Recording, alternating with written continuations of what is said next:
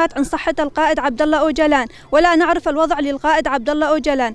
وبالرغم من زيارة المحامي وعائلة القائد عبد الله أوجلان تمت، إلا أن هذه الزيارات توقفت بشكل تعسفي بعد الحظر التعسفي على العلاقات العائلية مع القائد عبد الله أوجلان في 21 مايو 2024.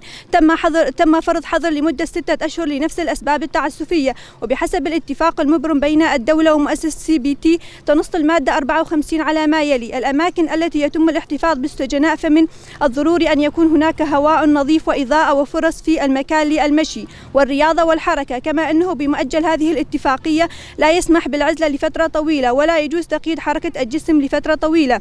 بحسب المادة 63 فقد جاء في العقد ما يلي: ومن الضروري عدم حجب حق السجناء في التواصل مع ذويهم ومحاميهم، وعدم استقطاب العلاقات الاجتماعية. ولسوء الحظ نرى أن لا الدولة التركية وافقت على شروط هذه الاتفاقية، ولا تبدي CBT أي اهتمام لهذا الأمر. في كل مرة تقوم اللجنة الأوروبية لمنع التعذيب بإجراء بعض عمليات المراقبة الروتينية وتقديم تقرير إلى الدولة التركية. هذه البلاغات المقدمة إلى تركيا لا تهدف بأي شكل من الأشكال إلى قمعها، ولم يتم إبلاغ الأسرة ولا المحامي. وقد تم تقديم عشرات الطلبات من قبل الأسرة والمحاميين، ولكن لم تثير المحكمة التركية ولا مؤسسة CBT التي يفترض أنها محايدة أي قضايا قانونية.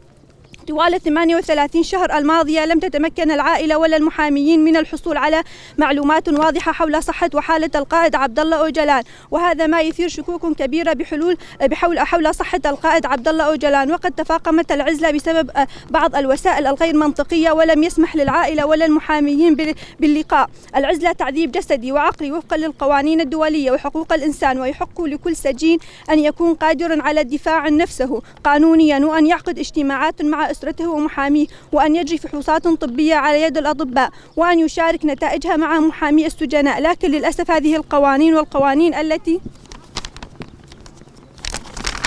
وضعوها بأنفسهم لكي يمنعوا القائد عبد الله أوجلان من الاستفادة منها يبذلون كل ما في وسعهم لمنعهم من استخدامها، ويعاقبونه باستمرار عقوبات العزلة. وهذا يعني أيضا أنه يجب اتباع القوانين الدولية والإنسانية إدارتها وفقا لمصالح النظام الفاشي، كما أن المجلس الصحي التابع لمؤتمر ستار لشمال وشرق سوريا بسبب هذه التوجيهات الغير ودية أنهم يدينون الدولة التركية ومجلس أوروبا ومؤسسة CBT باعتبارها غير قانونية. من الضروري أن تقوم CBT بتنفيذ نقاط اتفاقية السجن على الفور، الوفاء بواجبها. نداؤنا لجميع المؤسسات والهيئات والمحاميين والعاملين في المجال الصحي هو أن يحددوا بقوة وبشكل مستمر مواقفهم الأخلاقية والإنسانية والقانونية، وأن يكون لهم مواقف إنسانية ضد النظام والعنف في سجن إمرا لحماية صحة القائد عبد الله أوجلان، لحماية صحة المجتمع الأخلاقي والسياسي. يعيش القائد آبو، يحيى بناء الدولة الديمقراطية، تموت الفاشية، تموت الخيانة. مجلس الصحة، مؤتمر ستار شمال وشرق سوريا، 28/5/2024. Beserok Ziyan Nabe! Beserok Ziyan Nabe! Beserok Ziyan Nabe! Beserok Ziyan Nabe!